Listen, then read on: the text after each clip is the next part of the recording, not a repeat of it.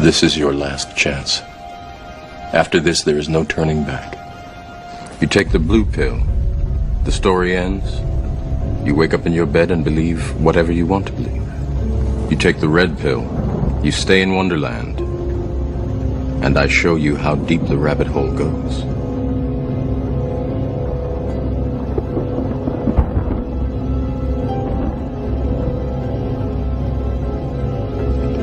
Remember, all I'm offering is the truth, nothing more.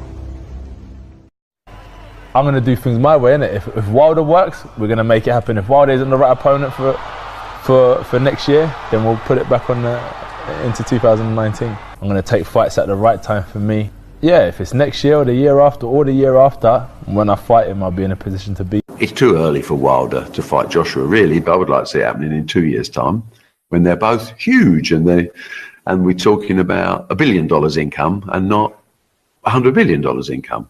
We had an email last night from Deontay Wilder offering us $50 million apparently, and I just written back and said, look, obviously we'd be very interested in that offer, but we need to see quite a few things. Proof of funds will be nice. We're not asking to see proof of funds. They made us a very good offer. Some of the points in that offer were good, some were acceptable, some were unacceptable, but the basic response from AJ, Rob McCracken, fight of this magnitude, of this history, should take place in the... No, I'm very happy, but look, worst case scenario, if AJ's unbeaten for 10 years and doesn't fight Deontay Wilder, I'll take that. But Josh, honestly, he really isn't bothered about the money. But Josh, honestly, he really isn't bothered about the money. But Josh, honestly, he really isn't bothered about the money. But Josh, honestly, he really isn't bothered about the money. Welcome back to Keep It Real Boxing. This is Cypher Box. Okay, so Eddie Hearn apparently is saying that he is offering 60-40 to Deontay Wilder and Tyson Fury to fight Anthony Joshua on April 13th. He's also claimed that Deontay Wilder has never asked for a 60-40 split. He is also saying that Tyson Fury recently contacted him and asked for a financial guarantee to fight Anthony Joshua, not a split percentage. So basically a flat fee to fight Anthony Joshua on April 13th. Frank Warren has turned around and said also that no offer has been made to Tyson Fury and no offer of a 60-40 split has also been made to Tyson Fury. Eddie Hearn has returned fire and turned around and said to Frank Warren that the reason Frank Warren doesn't know is because he's not aware that Tyson Fury has been talking to him directly and that he has requested a flat fee to fight Anthony Joshua. Okay, so, and he's also turned around and said, oh, I don't know what the relationship is like with Frank Warren and Tyson Fury, whether they're on the same, hymn sheet, singing off the same hymn sheet and all that sort of stuff. Frank Warren's fired back and turned around and basically said that we work well as a team, we're one unit, and that's not the case. All right, so let's get into it. So as always, guys, links are in the descriptions from the audio clips I'm going to play you here. I've taken it from ES News, Fight Hype, and there's an article from Talk Sport that came out I think today or yesterday regarding Tyson Fury and his text conversations with Eddie Hearn. He's revealed what was said in those conversations. I'm not going to try and make this a long video, guys, because you know what? I'm kind of tired of making these long videos and repeatedly answering the same questions over and over again and proving the same points over and over again. All right, and showing you, the same contradictions that are coming out of Eddie Hearn's mouth over and over again. I'm going to try and keep this short and sweet and to this part of the topic in particular, rather than go over stuff that I've already gone over, if that makes sense. So what I'm going to do here is I'm going to play you the first audio clip, right, from ES News. There was a whole load of media members there, YouTube channels, etc. and stuff like that. It wasn't ES News that was putting these questions to Eddie Hearn. It was another channel, another guy from another channel, I think, or another media member. And you know, this is where Eddie Hearn was basically said that Deontay Wilder has never ever asked for a 60-40 split. So here it is. But he asked for 60-40, but originally you guys turned it down. So why didn't you guys take it back in July? He didn't ask for all these things that you got to understand. There's the truth and there's things that people say, and maybe you don't think I'm telling the truth, but I can tell you he never asked for 60-40. Really, Eddie? Because a couple of months ago, when you were doing like a little round table with, you know, members of the media, you know, at one of his other fight cards, this is what he said. April the 13th at Wembley Stadium, hopefully Deontay Wilder. I mean, I saw him come out today say he wants 60-40. I mean, it frustrates me that people are thick enough to think he actually wants this fight if he's coming out with comments like that. Because we're doing everything we can. We're making calls, we're asking for meetings, we're having meetings, we're sending offers, we're sending contracts. But then he comes out with something like that and you just feel like you're completely wasting your time. What do you feel is a fair split? 65-35. So there you go, once again, Eddie Hearn contradicting himself. Yeah? On one hand, this weekend he says that Wilder never asked for a 60-40 split, but a couple of months ago you were scoffing and laughing at the fact that Deontay Wilder had the nerve to ask for a 60-40 split, and you believed that the fairest split would be 65-35. Alright, so Deontay Wilder did ask for it, you acknowledged it to the media, and you laughed at it and said that it was a ridiculous request from Deontay Wilder. So this is why this fight's so hard to make. It shouldn't be that difficult, but it is, because he keeps playing these games. Eddie Hearn keeps playing these games. Anthony Joshua keeps playing games. Not only that, he then went on to reveal his latest offers to Deontay Wilder and Tyson Fury. And listen to this. Okay, he asked, we made him an offer. This is the exact process. We made him a financial offer of $12.5 million. He said no. We made him another offer for $15 million. He said yes. We sent the contract, he never sent it back. They never even replied. Right? You don't have to worry about if I'm telling the truth. I'm just telling you what happened. You choose to believe me or not. Okay? So that happened. Then we fought Povetkin. He boxed Fury. Right? Then we went back and said, okay, fair play, no problem. We're now going to give you a percentage. Right? I might as well tell you, we offered him 65-35, right? With also the same $15 million guarantee, right? So this a time, percentage and a flat fee. Both, right? But in the first offer, which they accepted, there was a one-way rematch for Anthony Joshua, right? So it's 15 million. If Joshua loses, we do the rematch in America for 50-50. In the new offer that we sent, 65-35 plus the guarantee. It was a guaranteed two-way fight. Okay, so if Wilder lost, we still do fight 2 in America. If Wilder won, we still do fight 2 in America. And I might as well just tell you the numbers now. If Wilder lost in the first fight, he would get 70-30 in the second fight. So he'd get another crack with just 5% less. If he won that, it would be 50-50 fight in America. Right? That was the offer. From then, now, we're increasing that offer. We'll go to 60-40 for that fight. Okay, so let's get this straight, right? So he's saying now that the last offer, not the 60-40 offer that he's making now, he's willing to make now.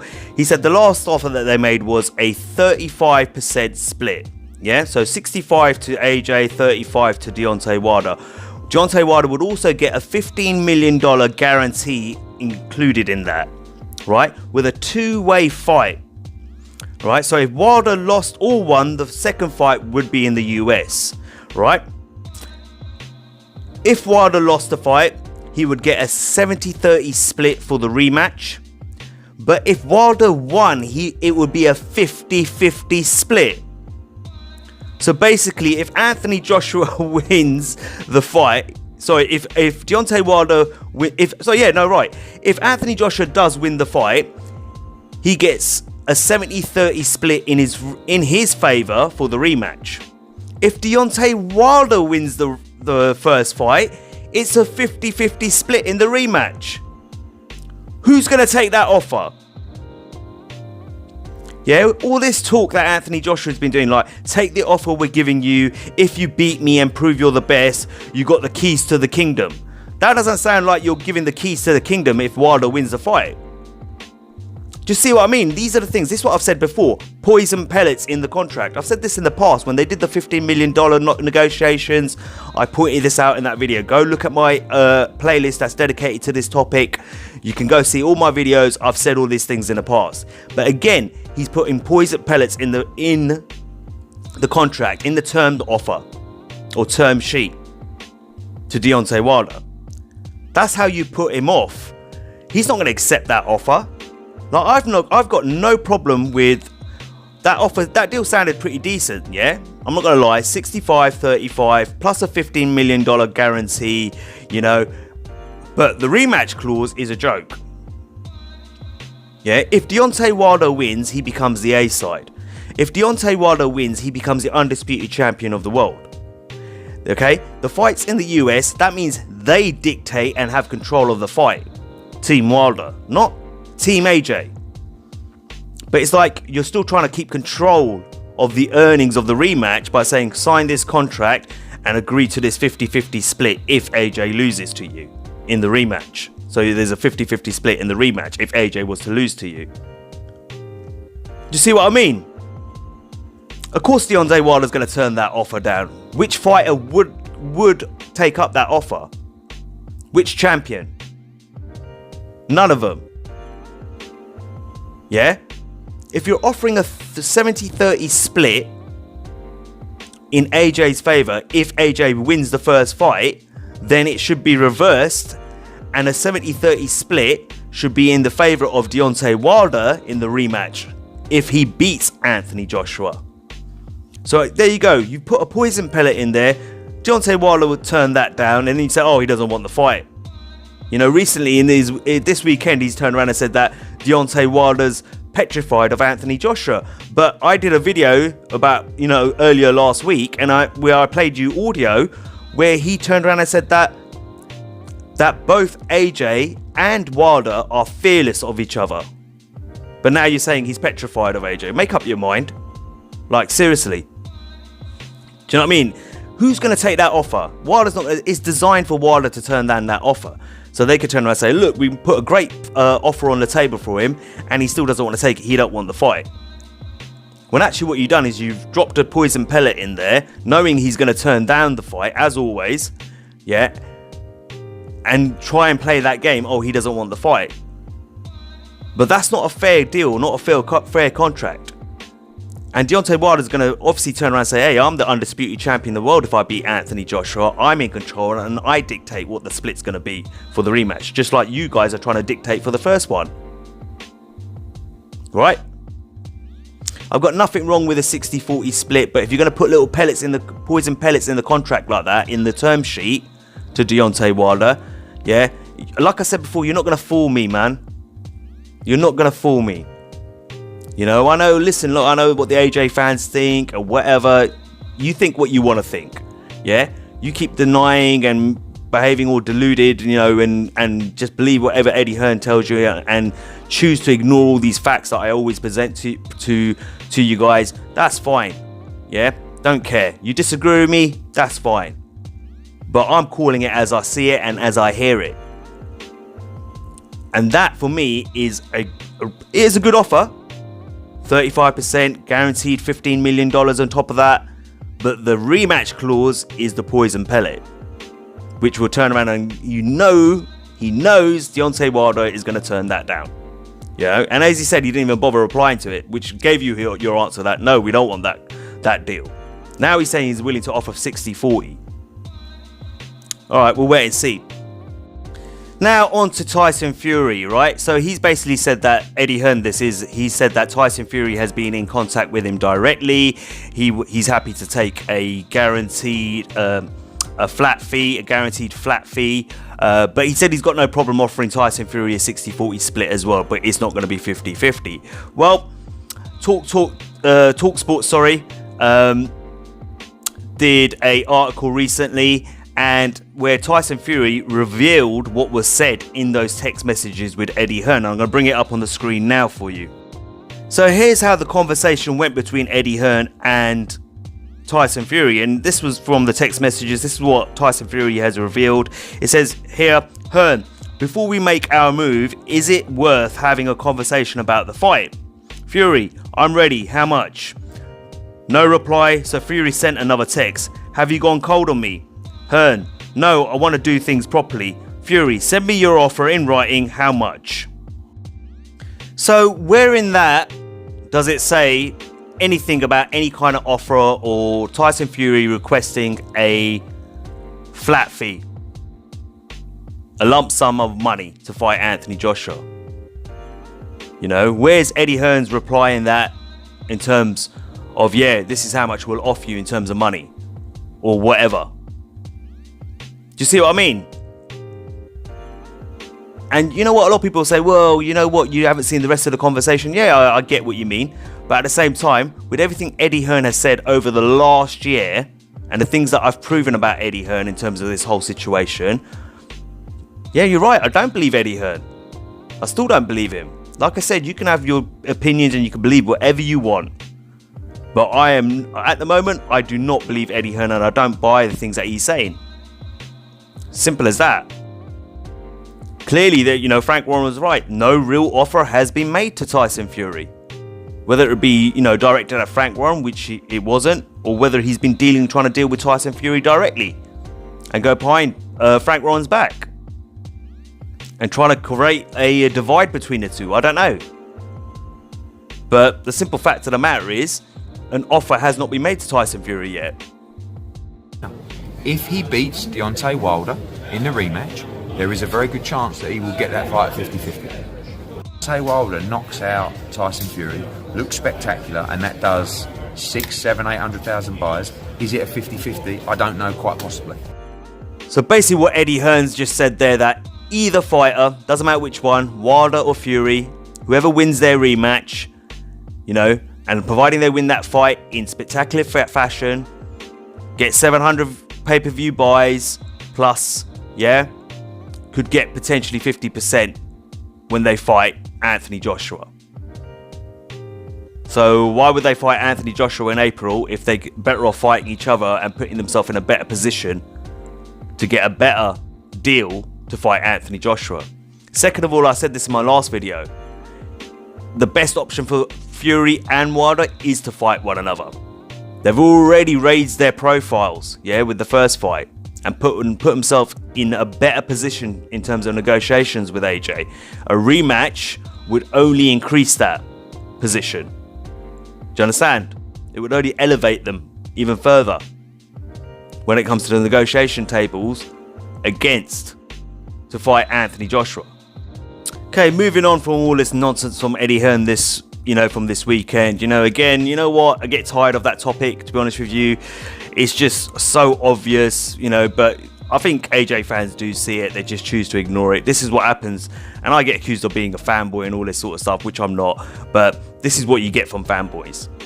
They will defend their favourite fighter, and in this case, their favourite promoter till the very end, to the death. No matter what. Playing ignorant or pretending that things haven't been said, etc., etc. But that's just how it plays out. Like I said, believe whatever you want to believe, but don't expect me to believe it. But let's move on. The WBC obviously just came out recently as well and said that they were ordering a purse bid to take place on February 5th for the Wilder versus Fury rematch. They've altered the split in terms of what's usually given to a mandatory or whatever it is. It's usually about 70-30, but they're ordering a split of 60-40. Right? Frank Warren's come out saying that before that purse bid comes to life, that he reckons that they'll come up with a deal. At the moment, I think they're just debating the little details, where the fight's going to take place, etc., and all that sort of stuff. But look, I think Wilder and Fury are doing the right thing. I think they should fight each other again first, rematch, get a definitive winner. Obviously, I felt Tyson Fury won on the scorecards in the last fight. From the judge's point of view, I thought the decision was wrong. But at the same time, I do believe that the knockdown in the 12th round, the count for that knockdown was a long count as well. So I kind of see where the Deontay Wilder fans are coming from when it came to the first fight. So, you know what I mean? I kind of think that this rematch is required, you know, to kind of just settle this. And then whoever the winner is can hopefully go on and make a fight with Anthony Joshua, if that's possible. Listen, like I said, you know what? Believe what you want to believe. I'm not going to buy into this nonsense from Eddie Hearn. Simple as that. And that's where I stand when it comes to this whole subject of AJ versus Wilder or AJ versus Fury. It's that simple. You know, even Dillian Whyte himself is coming out and question why didn't Anthony Joshua take the $50 million offer? Why didn't Anthony Joshua was willing to go over to the US to fight Jermell, but he wasn't willing to take the $50 million offer, you know? And he's piped up since he's seen what the offer he was given, right, which he labelled as ridiculous. You know, Carl Froch has been very vocal about the whole situation. You know what I mean? This is a guy who was managed, and his career was managed and run by Eddie Hearn and Matchroom Boxing. You know, this is a guy who's close to Anthony Joshua. Yeah, even he's questioning the whole situation. Amir Khan's given his opinion on it. Lennox Lewis has been giving his opinion on it. You know, even though Eddie Hearn had a pop at Lennox Lewis recently. Lennox Lewis recently, by the way, on his Instagram page had a pop back at Eddie Hearn. Go and check that out. But look, end of the day, more and more people are not believing this story from Eddie Hearn or AJ, and it's in my opinion, it's starting to make AJ look bad, in my opinion, you know, and that's my opinion on it. Like I said, you don't have to share my opinion, you don't have to agree with me. Personally, I couldn't care less, yeah, but like I said, I keep making these videos, I keep using these audio clips and keep breaking it down for you, and I'm not going to stop doing it, but it's getting a bit too easy. That's all I'm going to say.